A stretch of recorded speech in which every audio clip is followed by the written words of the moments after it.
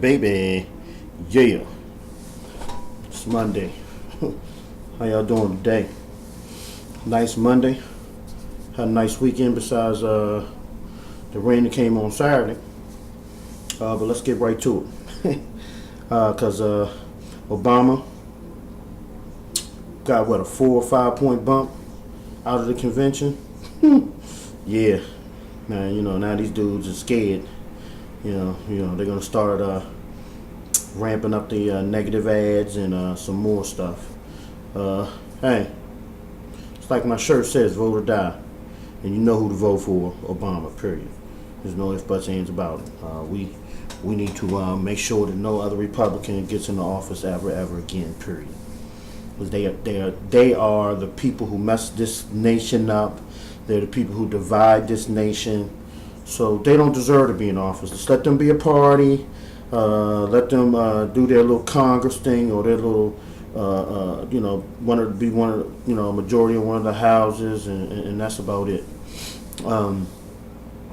They asked Romney yesterday. Hey, what's your plan? And he's just dancing around. He's not giving any specifics. He's just saying a few things on how him and Ryan are going to get the debt down. That's, people, we want to know. We know what Obama wants to do. He wants to uplift the middle class. He wants to stop the tax cuts. He wants to stop all of the defense spending.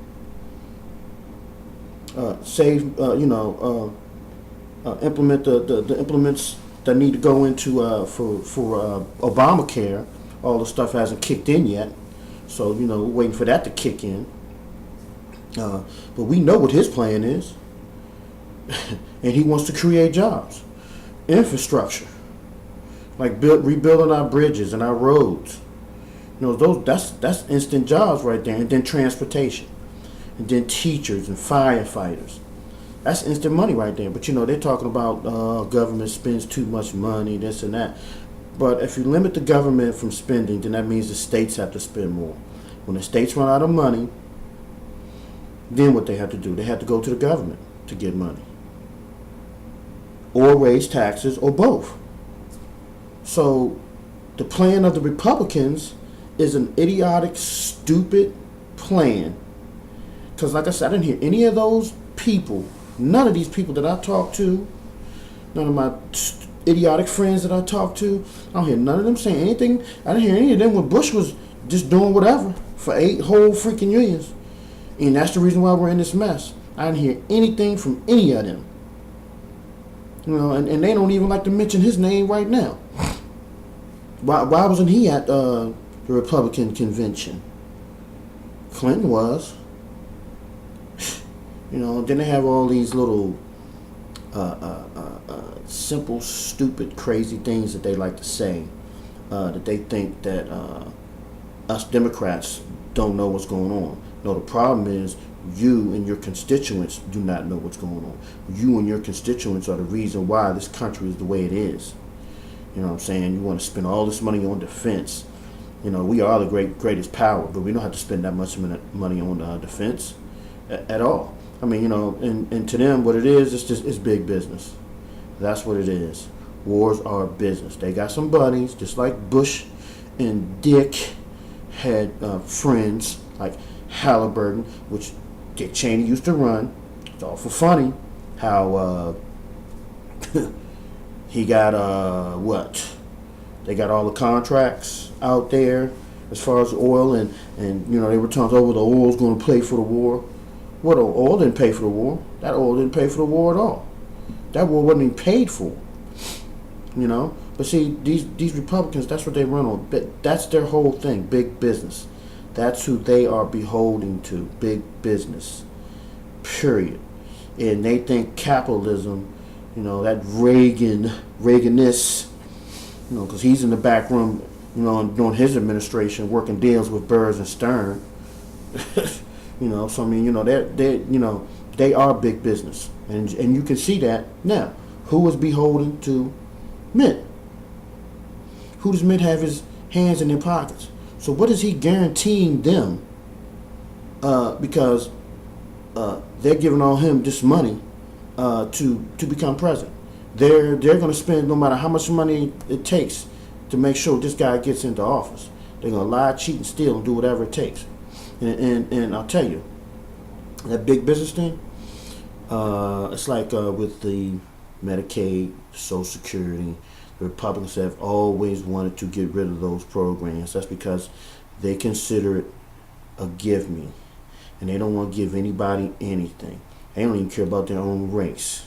Okay, they say that if you're above middle class or you're a billionaire, they're really the only, and you're white, they're the only people that they care about, because they know they're well off.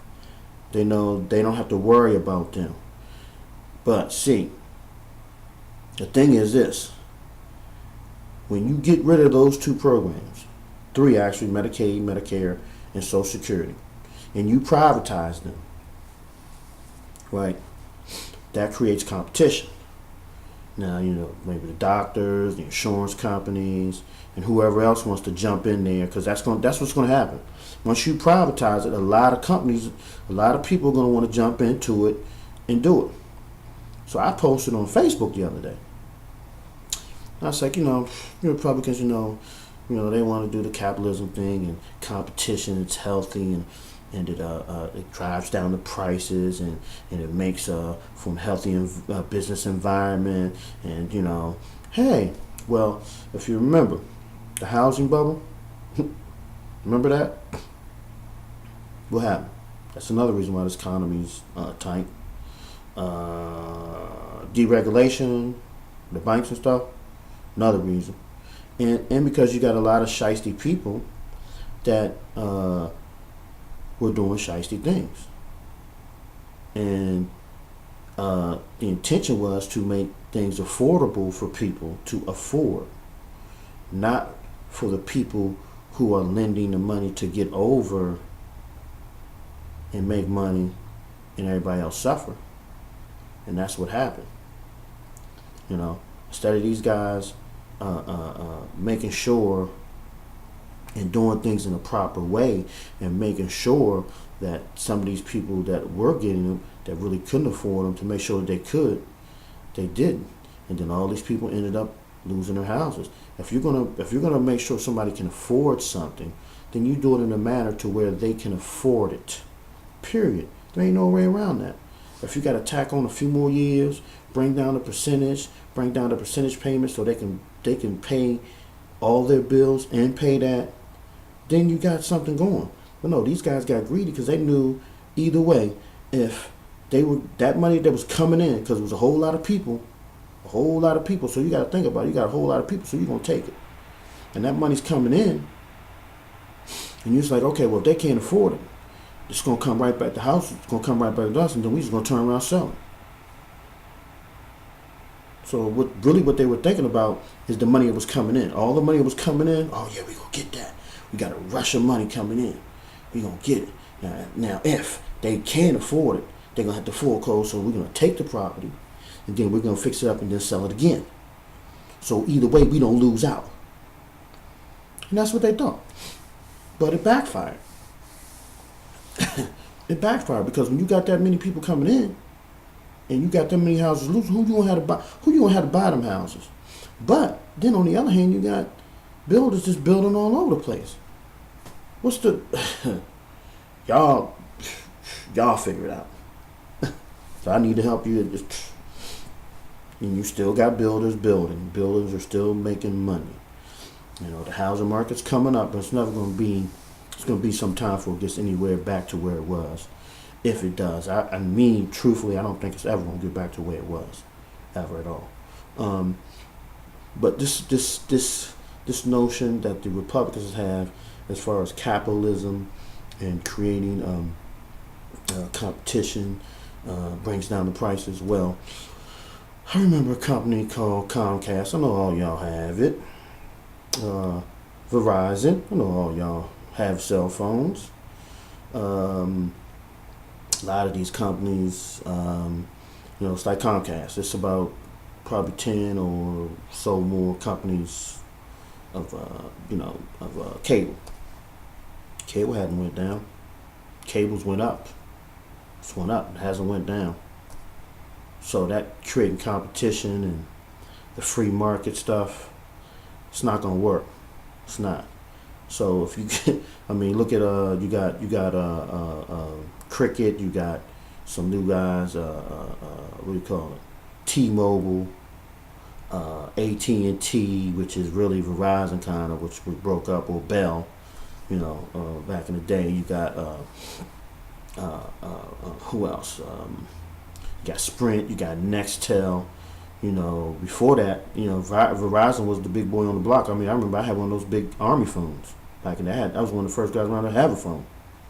So, you created you created it, then the competition came out, and then people came out, and the prices still hadn't went down. Verizon's still the highest.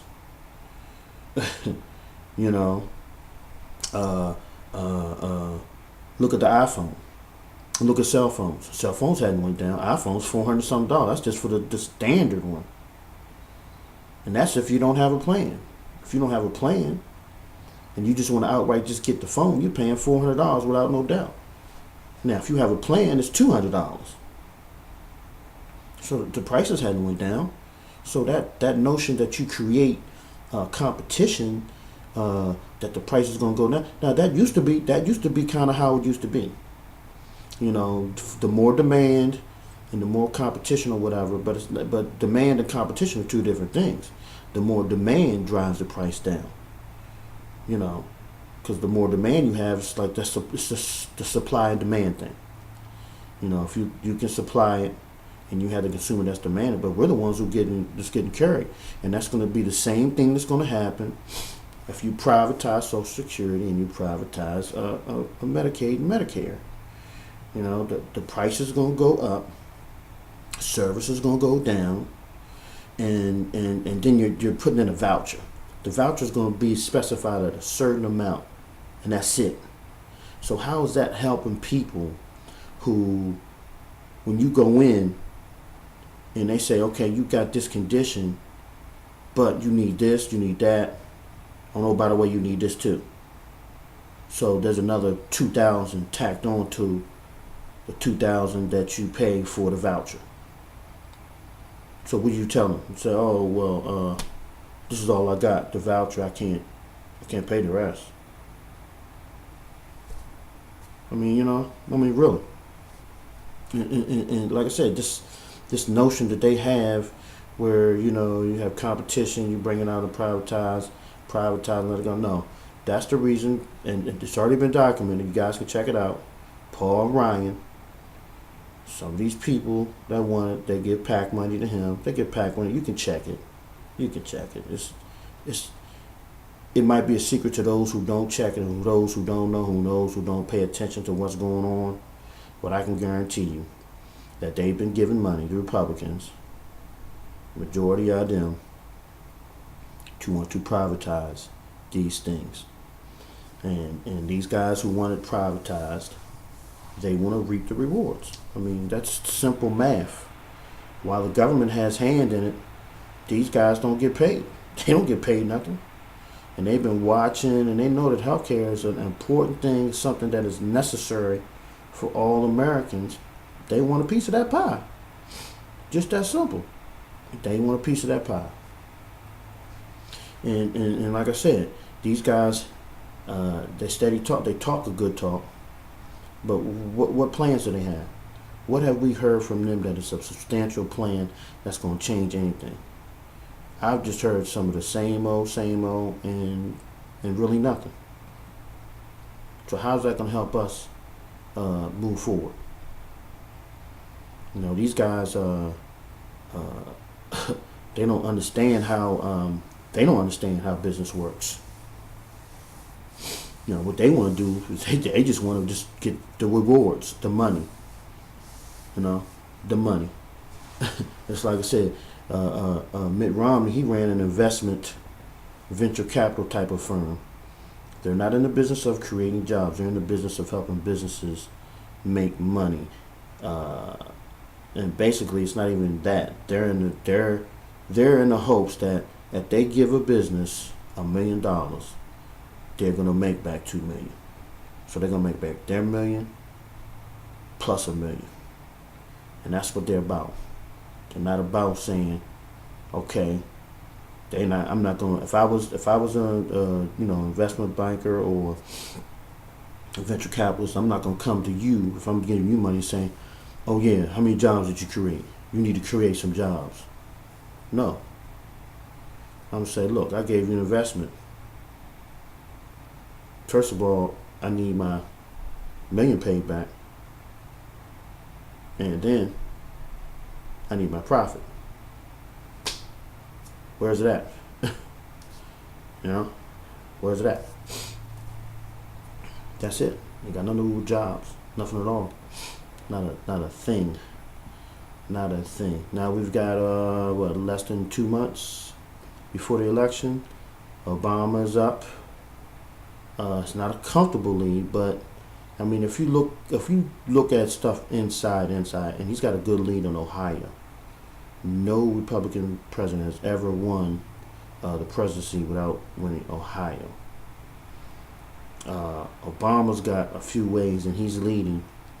I don't know. That cheating might have an effect that that's gonna make it close. That where they're blocking a vote, trying to mess with Obama's voting bloc, which are blacks, elderlies, and the youth. Kids that are just getting out of high school that turn 18 can vote. They're like I said, they're trying every little dirty trick in the book. We've got to stay one step ahead of them. This ground game should work. Obama outraised Mitt this month for the first time in about 2 or 3 months with 114 million, and Mitt has 111 million. But Mitt still has a lot of money in his war chest, and you know what he's gonna do with it. Him and Karl Rove and them. You know what they're gonna do with it. They're gonna run so many negative, untrue, non-true ads that it's pathetic. That's what they're gonna do. But we gotta be prepared for it. We gotta fight back, and we gotta hit them back. Hit them back where it hurts, and let them know. If you got a party that lies, sticks to that lie, and gets you into a war. If we didn't go into them 2 wars, we'd be better off. We could have dealt with the housing bubble, and we'd be okay. But those 2 wars, that were the last straws, the last straws to cripple us like it has. Now things are coming back, but they're not coming back as fast. See, and the Republicans aren't helping. Congress, they don't want to do anything. Nothing. No president ever has had a Congress that has not wanted to work with them and do anything. These guys don't want to do nothing. They could care less because they don't want them in there. And this is my thing. Okay, is it politics, is it race, or is it both? I think it's both. It's got to be both. It's like I said, there's a segment in this country that still is racist as hell and does not and will never accept that there's a black man in the White House. It's just that simple. And like I keep continuing to say, and race is always in my thing, we need to have a serious conversation. We need to sit down, whites and blacks, and have a serious conversation. Like I said before, and like I'm going to continue to say, not all white people are racist. That's a fact, because a lot of white people voted for Obama. Now, I don't know what percentage that voted for him that was racist, or what percentage that voted for him that wasn't. Now, I know there's a lot of them that ain't racist that voted for him. And how could you not vote for him again? I mean, he's bringing people together. He's doing his job. He is doing his job. Is Congress doing theirs? No, they're not. Not the job that they said that they were going to do to get in there. They said they made a lot of promises. Oh yeah, we're going to do this, we're going to do that. You're holding Obama to his promises. But you got to realize, for 4 months, his first year, he had 60 votes to pass whatever needed to be passed. After that, Everything's been blocked. And Ryan and Mitt are the two fakest people. Now Mitt's talking about, oh yeah, I'm not gonna totally get rid of Obamacare. There's a few good things in it. Come on, dude, you're flip flopping again. You're flip flopping again. Ryan, he's taking stimulus money. He's taking money from Obamacare. Then he's coming out on the street talking about, oh, both of them need to get rid of. We're going to repeal it. We're going to get rid of both. This and that. The stimulus didn't work. The stimulus didn't work. Come on. And these guys don't have a plan. Classic